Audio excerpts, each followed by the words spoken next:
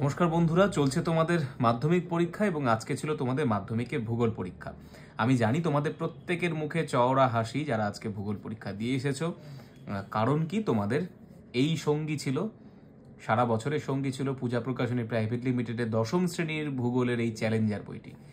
আজকে পুরো যাকে বলে একদম গেম চেঞ্জ করে দেওয়া বা একদম খেলার মোড় ঘুরিয়ে দেওয়া। এই যে আমাদের বইয়ের মধ্যে লেখা থাকে না 90 থেকে 95% কমন, এটা যে মুখের কথা নয়, এটা যে কাজের কথা। আজকে যারা তোমরা জিওগ্রাফি পরীক্ষা দিয়ে এসেছো মাধ্যমিকে, তোমরা একেবারে পরীক্ষার হলে বসেই তোমাদের প্রত্যেকের মুখে চওড়া হাসি রয়েছে। কারণ কি? কারণ তোমাদের এই চ্যালেঞ্জার বইটি এমসিকিউ থেকে শুরু করে বাম স্তম্ভ ডান স্তম্ভ মেলানো বলো, ফিল ইন দ্য ব্ল্যাঙ্কস বলো, সেগুলো তো কমন থাকছেই। সব থেকে তোমাদের চিন্তা থাকে বা যে বিষয় নিয়ে সবার বেশি চিন্তা থাকে এই ভূগোল পরীক্ষাতে, তা হলো ম্যাপ পয়েন্টিং। এবং এই 10খানা ম্যাপ পয়েন্টিং ছিল, 10-এ 10টাই কমন এসেছে আমাদের এই বই থেকে। অর্থাৎ পূজা প্রকাশনী চ্যালেঞ্জার বই, এই যে মুখের কথায় 90 থেকে 95% কমন, এটার মুখের কথা যে নয়, কাজের কথাও, তা কিন্তু তোমাদেরকে এই বছর তোমরা প্রত্যেকে দেখতে পেয়েছো। এবং যে সমস্ত দুই মানে প্রশ্নগুলো বলো বা বড় প্রশ্ন বলো, সেগুলোর অথবাগুলো শুদ্ধ কমন এসছে। তাহলে চলো দেরি না করে শুরু করা যাক। তোমরা জানোই যে আমি তোমাদেরকে এমসিকিউ নিয়ে যেটা বলে থাকি যে এমসিকিউ শর্টস, এগুলো তোমরা প্রত্যেকটা আমাদের বই থেকে পেয়ে যাবে, প্রত্যেকটাই কমন রয়েছে। শুরু করছি আমি একদম পেছন থেকে, অর্থাৎ ম্যাপ পয়েন্টিং থেকে। এই দেখো, এখানে লিখে রেখেছি রেড কালি দিয়ে যে অল কমন। তাহলে শুরু করি। হ্যাঁ, যেমন রয়েছে এখানে 1 থেকে 10টা রয়েছে, 10টাই আমাদের কমন রয়েছে। 154 পেজে আমি অনেকগুলো দেখতে পাচ্ছি, চলে যাই 154 পেজে, না অনেকগুলো পেয়ে যাব। আমি একটু চট করে 154 পেজটা বের করে নিই। 154 পেজে কি কি আছে? 154 পেজে রয়েছে তোমার পরপর 1, 2, 3, 4।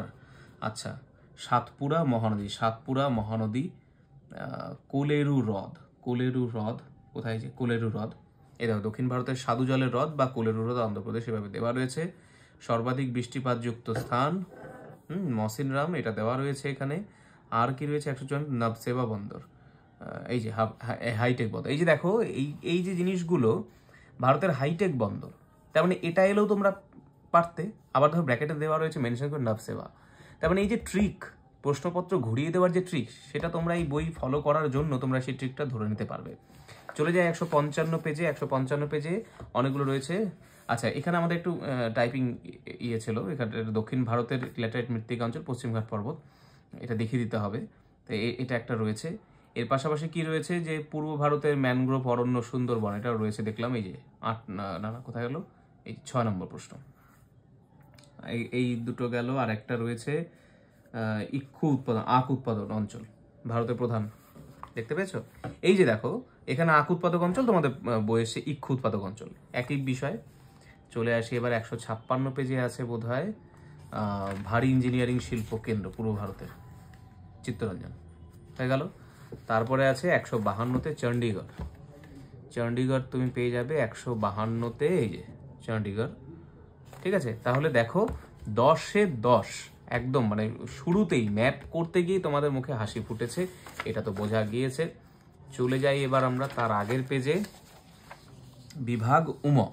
এখানে যে কোনো 2টি প্রশ্নের উত্তর করতে বলেছে। দেখো মানে মজা কিরকম, দেখো 2টো প্রশ্ন করতে বলা হয়েছে, 4টে প্রশ্নই কমন, 4টে দিয়েছে, 4টে অপশন, 5-এর 1-এর 1, 2, 3, 4, সেখানে 2টো করতে হবে, তোমাদের 4টেই কমন এসছে।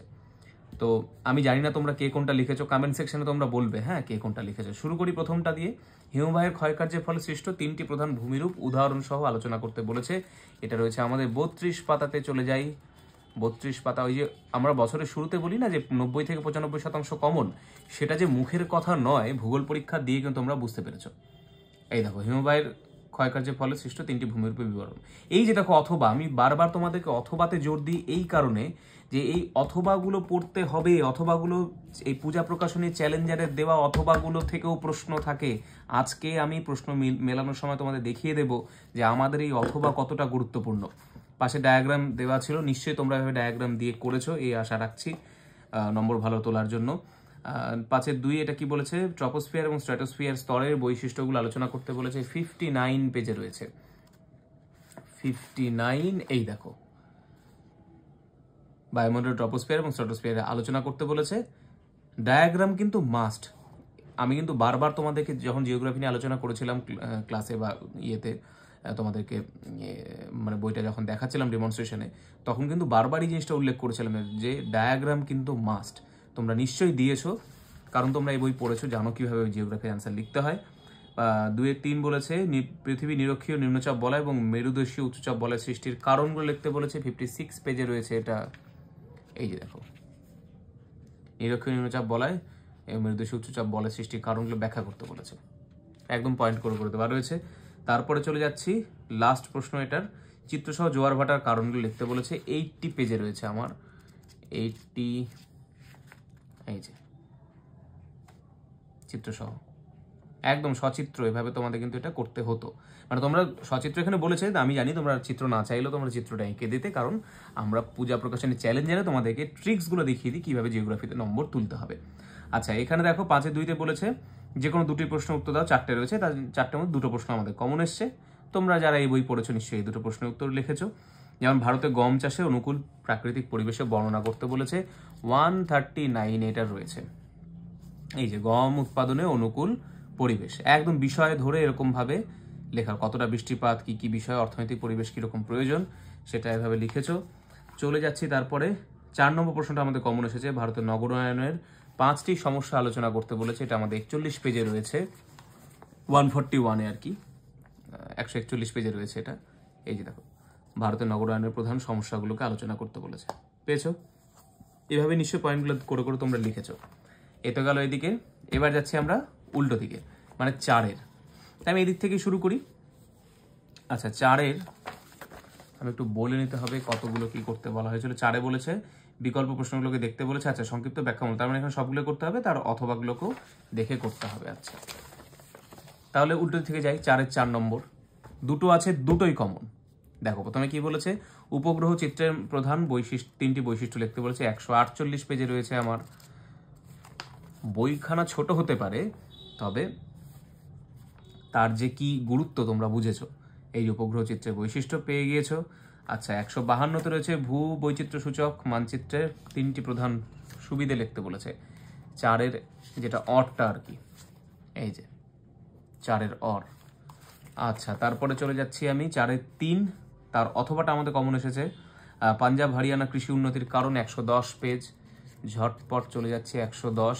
তোমরা শর্ট প্রশ্নগুলো কমন পেয়েছো সেটা জানি, কারণ যে ভারে মানে যতটা পরিমাণে শর্ট প্রশ্ন দেওয়া থাকে, কমন না পাওয়াটা অস্বাভাবিক ব্যাপার। তোমরা একটু লিখবে, হ্যাঁ, কার কীরকম শর্ট হলো। এই যে 110, পাঞ্জাব হরিয়ানার কৃষি উন্নতির কারণ।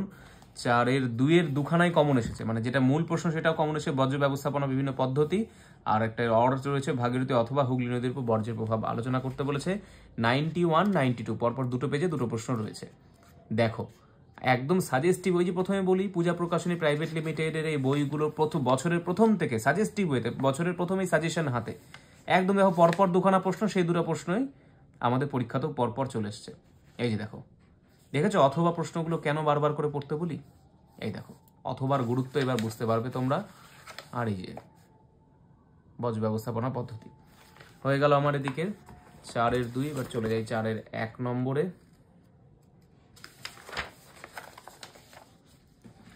4-এর 1-এও 2টোর প্রশ্ন রয়েছে, মেন প্রশ্ন এবং অথবা প্রশ্ন, দুটোই আমাদের কমন এসছে। প্রথমটা বলছে অশ্বক্ষুরাকৃতি হ্রদ অক্সবোর্ড লেক, তার সৃষ্টি ব্যাখ্যা চিত্র সহ ব্যাখ্যা করতে বলেছে। এটা রয়েছে আমাদের পেজ নাম্বার 27। আজকে জানি আমার থেকেও বেশি তোমরা আর কি বলবো এক্সাইটেড। অশ্বক্ষুরাকৃতি বদ্বীপ রচনা লক্ষ্য করা যায় কেন, একই ব্যাখ্যার পর টোটালটা লেখা রয়েছে।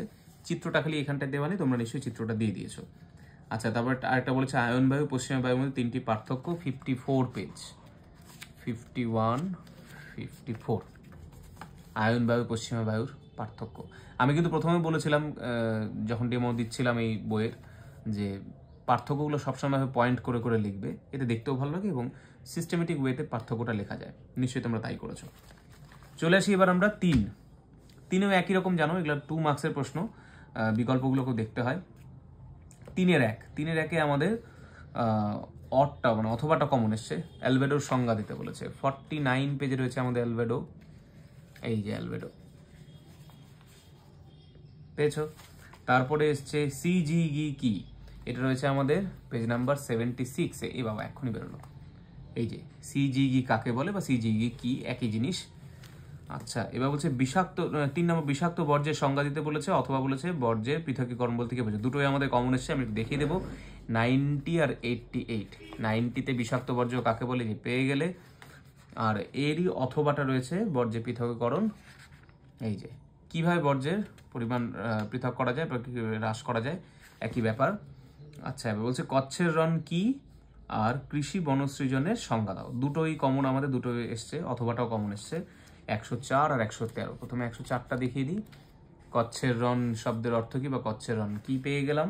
আর একটা বলেছে কৃষি বনসৃজন, এটা 113 পেজে রয়েছে। ভালো লাগে কি বলতো তোমাদের সঙ্গে এই যে দেখাই, এটা আমার খুব ভালো লাগে এই কারণে যে আমার মনে হয় যে তোমাদের পরিশ্রমের সঙ্গে আমরা সঙ্গী হতে পেরেছি, এটা যেন আমাদের কাছে খুব আনন্দের। এই যে কৃষি বনসৃজন কি, এই 3টে পয়েন্টকে এক জায়গায় করে লিখলে এটা হয়ে যাবে। অনুসারী শিল্প 130, তার সঙ্গে অথবা রয়েছে সোনালী চতুর্ভুজ, পূর্ব পশ্চিম প্রান্তে মহানগরের নাম, এই দুটোই কমন এসছে। 130 ঝটপট চলে যাচ্ছে একটু। 130 অনুসারী শিল্প পেয়ে গেলাম। সোনালী চতুর্ভুজ 126-এ রয়েছে। এই যে সোনালী চতুর্ভুজ, দেখো প্রশ্নটা কিভাবে দেওয়া রয়েছে, কোন কোন সড়কপথ অমুক অমুক জায়গাগুলোকে যুক্ত করেছে, তার অ্যান্সার সোনালী চতুর্ভুজ, প্রশ্নটার মধ্যে উত্তরটা লুকিয়ে রয়েছে।